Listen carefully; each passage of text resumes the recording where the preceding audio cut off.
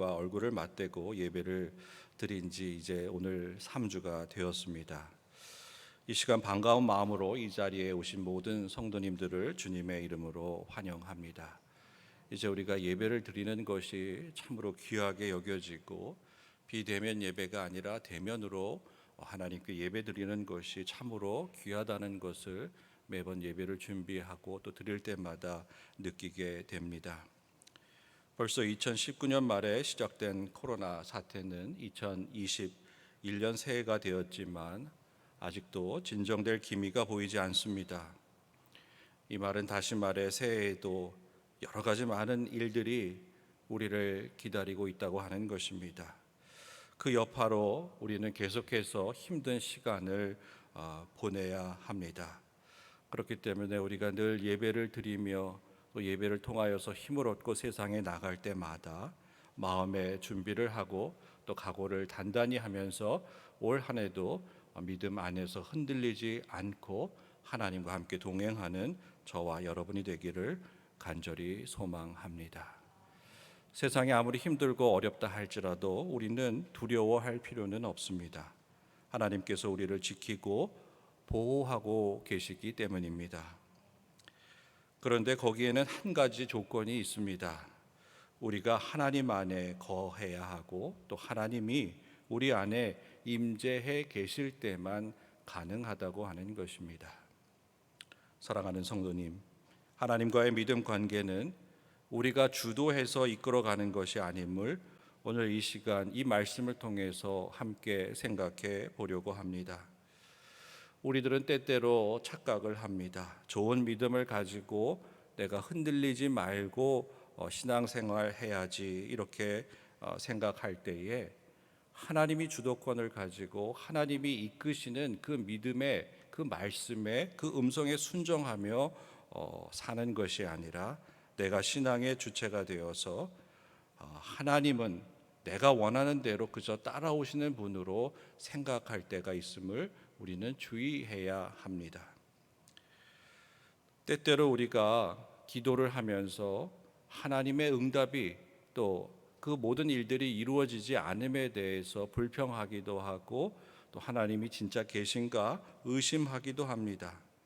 내가 원하는 대로 일이 진행되지 않아서 또 하나님을 원망하기도 합니다.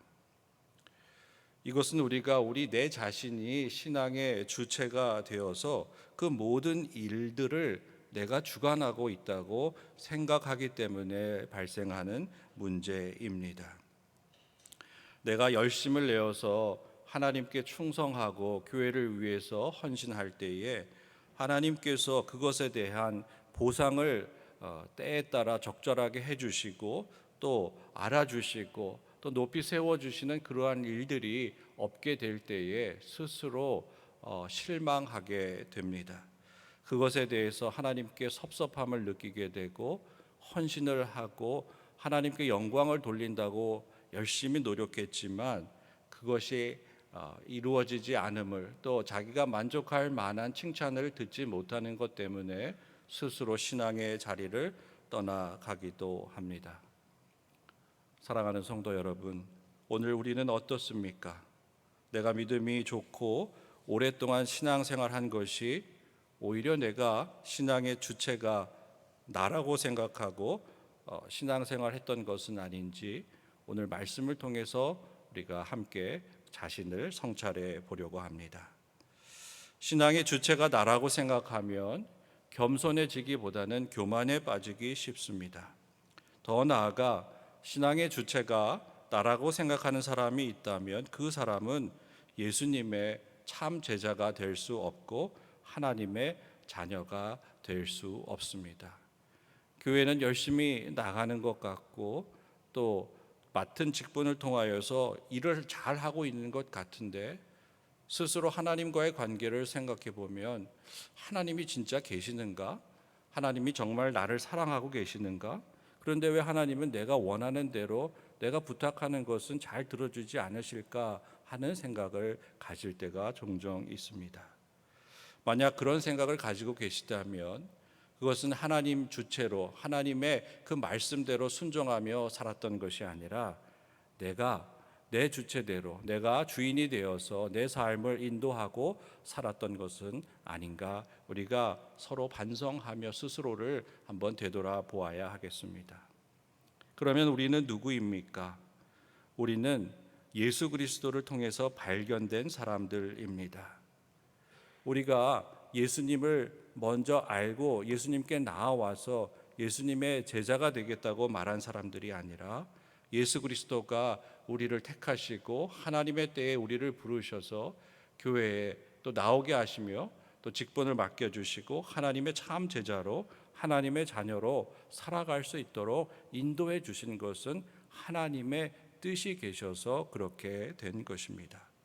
그렇기 때문에 내 스스로 교회에 나오고 내가 교회를 찾아 나와서 내가 오랫동안 신앙생활을 하면서 나의 신앙의 그 분량이 성장하고 자라났다고 생각할 수는 없습니다. 누가복음 18장 18절에서 19절에 보면 그 부자 관리와 예수님의 대화 내용을 통하여서 자기가 주체적으로 신앙생활하는 사람과 예수님의 참 제자가 어떻게 다른지를 우리는 금방 알 수가 있습니다. 누가복음 18장에 보면 어떤 관리가 물어 이르되 선한 선생님이여 내가 무엇을 하여야 영생을 얻으리이까? 예수께서 이르시되 내가 어찌하여 나를 선하다 일컫느냐? 하나님 한 분 외에는 선한 분이 없다. 이렇게 대답하셨습니다. 이 말씀을 곰곰이 묵상해 보면 예수님은 무엇인가 언짢은 내색을 하시는 것 같습니다. 무엇이 잘못되었나요? 제가 생각하기에는 그 부자 관원이 예수님을 부르는 호칭에 문제가 있었습니다. 선한 선생님이라고 부자 관리는 말하고 있었습니다. 이에 대해서 예수님이 즉각 대답하십니다. 어찌하여 나를 선하다고 말하느냐? 이 말씀 속에 어찌하여 너는 나를 선하다고 하면서 내가 하나님인지를 알지 못하느냐 하는 그의 그 잘못된 지식 또는 잘못된 신앙관에 대해서 지적하고 있습니다. 앞에 계신 예수님이 선하신 하나님이신 줄은 모르면서 자신이 영생을 얻으려면 어떻게 해야 하는지를 묻고 있습니다. 이 부자 관원은 전체를 알지 못하고 예수님 앞에서 반만, 50%만 알고 있었던 사람이었습니다. 그 부자는 스스로 신앙인의 주체가 되어서 자신이 모든 것을 잘하고 있다고 믿고 있었습니다. 그래서 예수님 앞에 나와서 자기가 얼마나 잘하고 있는지를 자랑하고 싶었고 또 그것을 보여주고 싶었고 또 예수님으로부터 칭찬을 받고 싶었던 것입니다. 예수님이 그래서 말씀하셨습니다. 내가 보니 내가 그 모세의 계명을 잘 아는 것 같구나. 그래서 예수님이 그에게 이렇게 말씀하셨을 때 그가 자신 있게 말합니다. 이것은 내가 어려서부터 다 지켰나이다. 그는 선하신 하나님이 계명을 주신 그 본뜻은 알지 못하고 그 계명을 기계적으로 어렸을 때부터 지킨 것에 대해서 자랑을 하고 있었습니다. 그것을 통해서 그가 얼마나 의로운 사람인지, 그가 얼마나 신앙생활을 바르게 하고 있었는지를 예수님 앞에서 드러내보고 싶었던 것입니다. 그 부자 관리는 모든 것이 자기 중심적이었습니다. 그가 예수님께 나와서 영생을 얻으려면 어떻게 해야 합니까? 묻고 있지만 하나님의 계명도 또 선한 선생님이라고 예수님을 지켜 세우면서 예수님 앞에 나왔지만 그 모든 것은 자신의 의를 드러내고자 하는 것이지 결단코 영생을 얻는 것이 무엇인지 모르는 그러한 생각을 가졌던 것입니다. 예수님은 이 청년을 가만히 지켜보면서 대화를 통하여서 스스로가 무엇이 문제인지를 깨닫지 못하는 것을 아시고 이 사람이 정말 네가 말한 대로 영생을 얻으려면 어떻게 해야 하는지를 분명하게 말씀해 주셨습니다. 내게 한 가지 부족한 것이 있으니 내게 있는 것을 다 팔아 가난한 자들에게 나누어 주어라. 그리하면 하늘에서 내게 보화가 있으리라. 그리고 와서 나를 따르라. 예수님이 이렇게 말씀하셨습니다. 이 말을 들은 부자 관원은 지금까지와 달리 자신만만했던 그 부자 관원은 흔들리기 시작합니다. 자신의 세계에서 부족함이 전혀 없어 보였던 완벽한 자기 자신이 예수님의 이 말씀에 자신의 그 존재 기반이 흔들리는 아찔한 경험을 하게 되었습니다. 성경은 그의 상태를 다음과 같이 짧게 설명해 주고 있습니다. 그 사람이 큰 부자이므로 이 말씀을 듣고 심히 근심하더라. 예수님은 절대로 그 부자 관원에게 심한 말을 하시지 않으셨습니다. 그에게 그동안 하나님의 계명을 잘 지키며 종교 생활을 착실히 해왔다고 하나 그것보다는 그가 참된 그리스도인이 되고 주님의 참 제자가 되는 것이 어떠한지를 이야기했던 것뿐입니다. 사랑하는 성도님, 이것은 자기중심적으로 교회에서 종교 생활한 사람과 하나님 안에서 그리스도인의 삶을 사는 사람이 어떻게 다른지를 분명하게 깨달으라고 우리에게 주시는 하나님의 말씀입니다. 자기중심적으로 교회에서 종교 생활하던 부자 관원은 예수님의 말씀을 듣는 순간에 큰 충격을 받았습니다. 그 이유가 무엇입니까? 하나님의 뜻과 자신의 뜻이 너무나 다르다는 것을 예수님의 말씀을 통해서 보게 되었기 때문입니다. 하나님의 뜻은 자기의 소유나 또 자기의 생각과 자기가 목표하는 모든 것들을 다 내려놓을 때에만 하나님의 뜻을 알 수 있고 또 그 하나님의 뜻인 영생을 얻을 수 있다는 그 사실을 그는 알게 되었습니다. 자신의 뜻대로는 영생을 얻을 수 없다는 사실을 예수님을 만나고 나서 알게 되었습니다. 그는 정말 예수님의 그 말씀대로 하나님의 뜻을 따라 영생을 얻는 삶으로 나갈 것인지 아니면 자기가 지금까지 굳게 믿었고 또 이것이 하나님의 복이고 이것을 통해서 자기가 의로운 삶을 살았던 그 지금까지의 삶을 계속해서 유지하고 그대로 살아갈 것인지 결단해야 하는, 선택해야 하는 중요한 시점에 다다랐던 것입니다. 그러나 우리가 잘 아는 대로 성경에 기록된 대로 그 부자 관원은 자신의 모든 재산과 생각과 미래의 꿈들을 버릴 수가 없었습니다. 그래서 이제 그가 처음 예수님을 찾아왔을 때에 의기양양하고 또 자신만만함을 더 이상 볼 수 없고 근심하며 예수님을 떠나갔다고 성경은 말하고 있습니다. 사랑하는 성도 여러분, 그 부자 관원의 문제가 무엇인지 아셨을 것입니다. 이것은 비단 그 부자 관원만의 문제는 아닐 것입니다. 오늘 주님께서는 우리에게도 묻고 계십니다. 오늘 주님이 부자 관원에게 말하셨던 것을 우리에게 하신다면 우리는 어떤 선택을 해야 할 것인지 스스로에게 물어보시고 답해 보시기 바랍니다. 부자 관원이 예수께 왔을 때 그동안 잘 살아왔던 그의 삶에 심각한 문제가 있었다는 것을 알게 된 그 원인을 찾는 것이 매우 중요합니다. 그는 예수 그리스도가 누구신지 잘 몰랐습니다. 예수 그리스도가 누구신지 상관이 없었습니다. 왜냐하면 예수 그리스도를 통해서 자기의 의만 드러나고 예수님을 통해서 자기가 칭찬받으면 되었기 때문입니다. 그런데 예수 그리스도는 선한 선생님이 아니라고 예수님이 말씀하셨습니다. 예수 그리스도는 살아계신 하나님의 아들이고 구원자이셨던 것입니다. 오늘 본문에 보면 예수 그리스도가 누구신지를 가장 정확하게 알고 있는 사람이 나오고 있습니다. 바로 더러운 귀신 들린 사람이었습니다. 더 정확히 말하면 더러운 귀신이 가장 정확하게 예수 그리스도가 누구신지를 알고 고백하고 말했습니다. 그 귀신이 그렇게 말할 수밖에 없었던 것은 예수님을 높여드리기 위해서가 아니라 하나님의 거룩하신 예수님이 다가오자 두려워서 그렇게 말할 수밖에 없었다는 사실을 오늘 본문을 통해서 우리는 살펴볼 수 있습니다. 무엇을 말하느냐 하면 영적인 민감성이 있어야 한다는 것을 오늘 말씀은 우리에게 이야기해 주고 있습니다. 본문에 나온 귀신 들린 자의 그 영어 성경의 표현은 더러운 영입니다. 우리가 성령을 영어로 Holy Spirit이라고 이야기하고 더러운 영은 Unclean Spirit이라고 이야기를 합니다.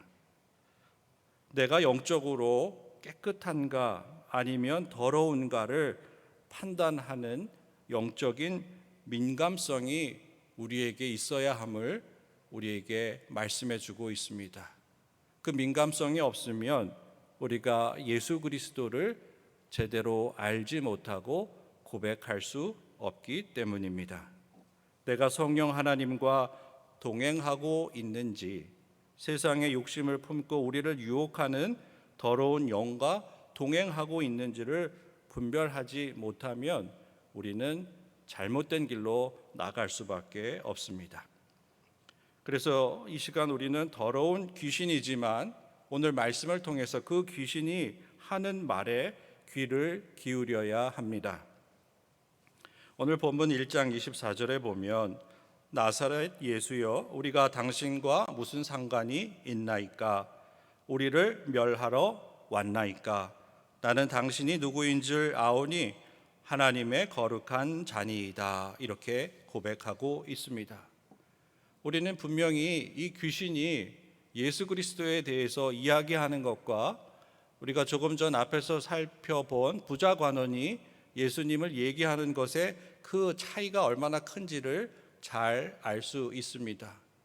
종교 생활을 열심히 한 의로운 사람처럼 보인 그 부자 관원은 예수님에 대해서 잘 알지 못했습니다. 하지만 더러운 귀신, 예수님과 거리가 먼 그 악한 원수 마귀는 예수 그리스도가 누구신지를 분명하게 알고 말하고 있습니다.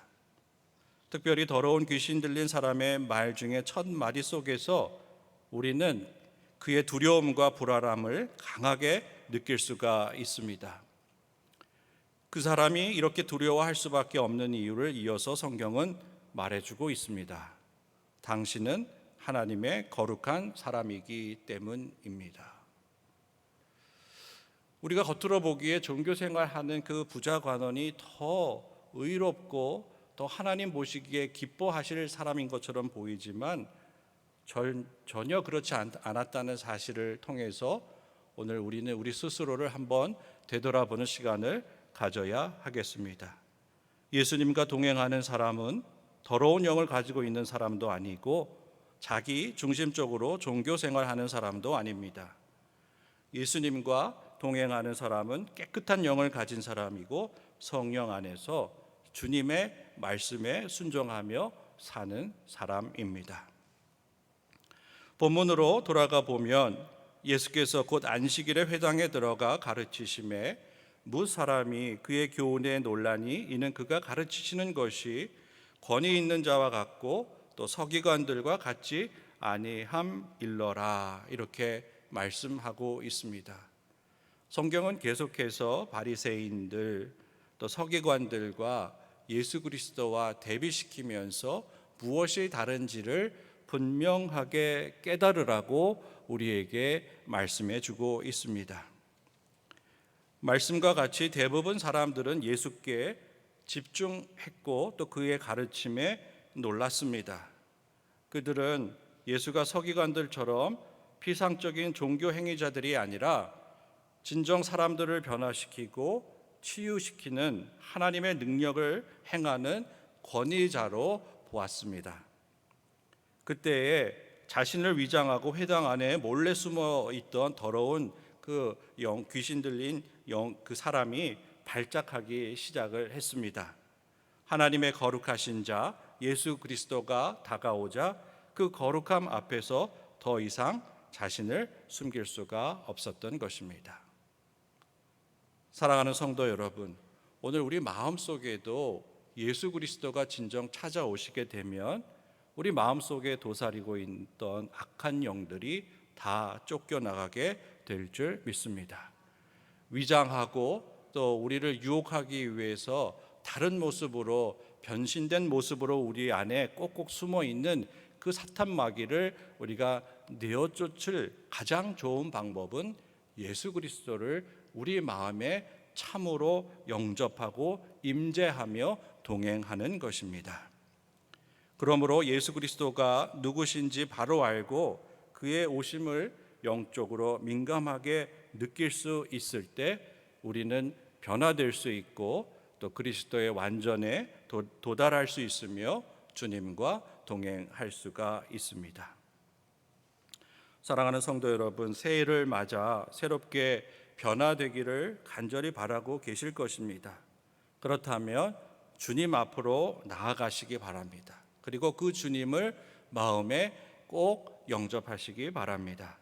거룩하신 주님 앞에서 자기 세계 속에서 자기 중심적으로 종교 생활하는 부자간원과 같은 상황에 빠지는 그러한 삶이 아니라 정말 자신을 꼼꼼하고 철저하게 성찰해 보면서 예수님을 우리의 마음에 모셔드릴 때에 우리는 변화될 줄 믿습니다. 새해가 되었지만 변화되는 것도 없고 미래도 불안하고 또 주님이 곁에 계시지 않은 것 같고 무엇인가에 쫓기고 있는 듯한 답답한 날들이 계속되고 있다면 우리는 우리 자신을 한번 되돌아볼 그러한 때입니다. 무엇이 문제인지, 내가 영적으로 어떤 문제를 가지고 있었는지, 또 내가 정말 하나님의 참된 제자가 아니라 종교 생활하는 그러한 사람이 아니었는지를 우리는 한번 점검할 때가 되었다고 생각이 듭니다. 우리가 조금이라도 방심하면 우리 마음밭에 원수가 몰래 와서 가라지를 뿌려놓는다고 복음서에서 말씀해주고 있습니다. 그것들은 누룩 같아서 우리의 옥토를 망가뜨립니다. 하나님의 말씀으로 영접하고 하나님을 영접하고 주님을 영접하여서 그 말씀을 우리가 잘 자라게 하고 또 열매를 맺으려고 준비하고 있을 때에 원수 마귀는 우리 마음속에 가라지를 뿌려서 또 누룩을 넣어서 그것을 망가뜨립니다. 믿음의 열매가 자라지 못하게 방해하고 우리의 마음밭을 거칠고 딱딱하게 만들어 버립니다. 그래서 매일 기도함을 통해서 우리는 원수가 뿌려놓은 가라지를 꼼꼼히 제거해야 합니다. 조금만 게으름을 피우면 그 가라지는 늘어납니다. 또 매일 말씀을 읽고 깨달아서 하나님이 공급해 주시는 양분을 받아 자라고 열매를 맺어야 하는데 그것을 게을리하게 되면 그 영적인 열매는 자라지 못하고 하나님이 싫어하는 사탄 마귀가 심어놓은 그 가라지가 자라서 우리의 신앙 상태, 신앙의 건강을 해치게 되는 그러한 상태로 빠지게 되어버립니다. 우리는 매일 우리 삶 가운데 숨어 들어와서 자신을 위장하고 속삭이는 원수 마귀가 있음을 잘 식별하고 대항할 준비를 해야 합니다. 원수 마귀는 늘 우리에게 다가와 속삭입니다. 천천히 해도 돼. 뭐가 그리 급해? 오늘 기도하지 못하면 내일 하면 되고 또 오늘 말씀 읽지 않으면 다음에 시간 날 때 하면 되지. 뭘 그렇게 피곤하게 세상을 살아가느냐며 우리를 매 순간 쓰러뜨리려고 유혹하고 우리를 혼란에 빠뜨립니다.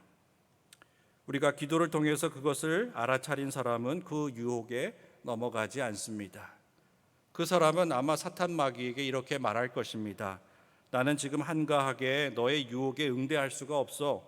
지금 기도해야 하고 말씀을 읽고 주님의 음성을 들어야 하니 다른 데나 가보거라. 이렇게 이야기할 것입니다.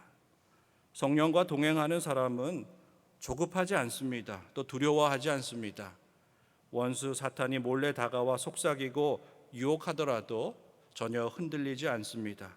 오히려 그 원수 마귀를 혼란에 빠뜨리고 접근하지 못하도록 제어할 수 있습니다.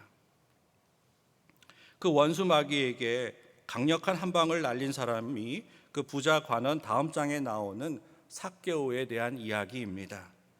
19장 2절에 이렇게 기록하고 있습니다. 삭개오라 이름하는 자가 있으니 세리장이요 그는 부자라.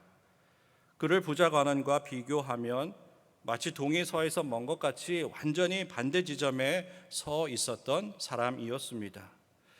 그런데 성경은 기이하게도 부자 관원의 이름은 기록하고 있지는 않지만 세리장 삭개오의 이름을 소개하고 있습니다.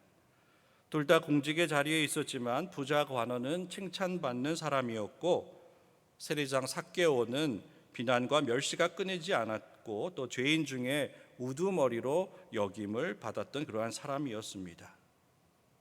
부자 관원과 마찬가지로 우리가 성경에 나온 대로 세리장 삭개오를 통해서 살펴보면 삭개오는 예수님에 대해서 무척 궁금한 것이 많이 있었습니다.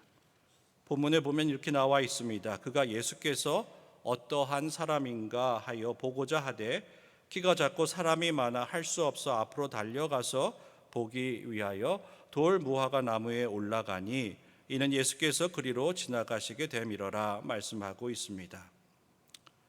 성경은 우리에게 무엇을 말해주고 싶었을까요?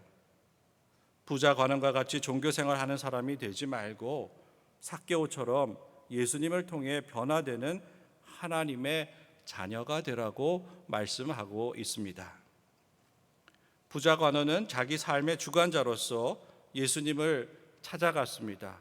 그리고 자기 중심적 삶을 강화시키려고 그것을 위해서 예수님의 도움을 요청했던 것입니다. 그러나 삭개오는 예수님을 통해서 발견된 사람이었습니다. 그는 예수님이 어떤 사람인지 알고 싶어하는 소박한 마음에서 그저 지나가시는 예수님을 바라보려고만 했던 것입니다. 그가 키가 작아서 사람이 많아서 할 수 없이 나무 위로 올라갔던 것입니다. 부자 관원처럼 그는 자랑할 것도 없고 내세울 것도 없습니다. 예수님께 당당하게 나아가 자기가 누구라는 것을 밝히지도 못했습니다. 그런데 그는 예수님께 발견되었습니다. 삭개오야 속히 내려오라. 내가 오늘 내 집에 유하여야 하겠다. 예수님은 어떻게 그의 이름을 아셨을까? 본문을 통해서 보면 그러한 내용을 우리가 구체적으로 알 수가 없습니다. 그러나 부자 관원처럼 사람들에게 잘 보이려고 포장하거나 드러나 보이려고 하지 않아도 하나님에 의해 발견되는 사람들은 하나님께서 이미 그의 이름을 아시고 그의 삶을 아시고 그의 문제를 아시고 그의 머리털까지 세시고 계심을 우리는 분명하게 알아야 합니다. 사랑하는 성도 여러분, 오늘 우리가 삭개오처럼 예수님께 발견되는 저와 여러분이 되기를 간절히 소망합니다. 하나님께서 우리를 지켜보고 계시고 우리가 참된 주님의 제자가 되고 하나님의 자녀가 되어서 예수님을 통해서 발견되게 될 때에 우리의 삶이 어떻게 영광스럽게 바뀔 것인지 오늘 성경은 우리에게 분명하게 말씀해 주고 있습니다. 오늘 성경은 부자 관원과 같은 사람이 아니라 더러운 귀신 들린 사람과 세리장 삭개오 같이 하나님으로부터 발견되는 사람이 구원받는다는 것을 분명하게 말씀해 주고 있습니다. 성경이 말하려고 하는 것은 참된 그리스도인이 되려고 한다면 예수 그리스도를 제대로 바로 알아야 한다고 하는 것입니다. 삭개오는 예수님을 한 번 진실로 만났을 뿐입니다. 그 소문을 많이 들었겠지만 직접 얼굴과 얼굴을 맞대고 만난 것은 이 순간 이것이 처음이었습니다. 그때 삭개오는 변화되어서 이렇게 이야기합니다. 주여 보시옵소서, 내 소유의 절반을 가난한 자들에게 주겠사오며 만일 누구의 것을 속여 빼앗은 일이 있으면 내 갑절이나 갚겠습니다. 그의 삶이 어떻게 변화되었는지, 한번 예수 그리스도를 잘 만났을 때, 제대로 만났을 때에 그의 삶이 어떻게 변화되었는지를 성경은 이야기하고 있습니다. 이것을 주님이 먼저 요청하지 않았다는 그 사실을 우리는 성경을 통해서 잘 알고 있습니다. 이처럼 예수님께 발견되어 하나님의 자녀가 된 삭개오는 참 보화를 발견하게 되었고, 예수 그리스도 한 분이면 그 모든 것을 얻는 것보다 그 모든 것을 잃어도 된다고 하는 그 생각을 가졌던 것입니다. 예수님을 만나기 전에는 그가 가장 귀하게 여겼던 그 재물들, 그 돈과 그 많은 재산을 귀하게 여겼지만, 예수님을 제대로 만나게 된 삭개오는 그 모든 것을 다 버리게 되고 오직 예수님만 있으면 된다고 생각했습니다. 예수 그리스도가 누구신지 제대로 알게 되었던 것입니다. 그는 하나님의 잃어버린 어린 양이었지만 예수님을 통해서 발견되어 구원을 받게 되었습니다. 하나님의 거룩한 사람 예수 그리스도를 통해 발견되시는 성도님들이 다 되시기 바랍니다.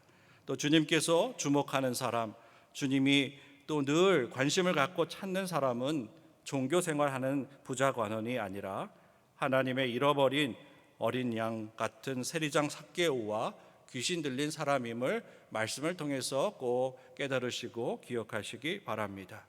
그리고 우리가 하나님으로부터 발견되기 위해서 예수 그리스도에 대한 바른 고백이 필요합니다.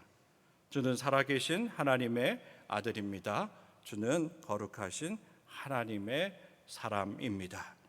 예수 그리스도를 바르게 알고 또 주님을 통해서 발견되어져서 새해에는 더욱더 주님이 주시는 그 사랑과 복을 받으시고 변화되어서 주님의 참된 제자, 하나님의 귀한 자녀들이 다 되시기를 주님의 이름으로 축원을 드립니다. 아멘. 기도하겠습니다. 은혜의 주님 감사합니다. 저희에게 예수님을 보내주시고 또 예수님을 통하여서 또 참된 제자가 되고 하나님의 귀한 자녀 삼아 주시니 감사합니다. 지금까지 저희 중심으로 살았던 종교 생활이 아니라 하나님의 음성, 주님의 말씀을 따라 하나님의 참 제자가 되고 주님의 자녀가 되는 귀한 삶으로 변화될 수 있도록 인도하여 주시옵소서. 모든 것 주님께 맡겨오며 이 모든 말씀 우리 주 예수님의 이름으로 기도하옵나이다. 아멘. 이제 다 일어나셔서 결단 찬송 453장 함께 찬양하겠습니다.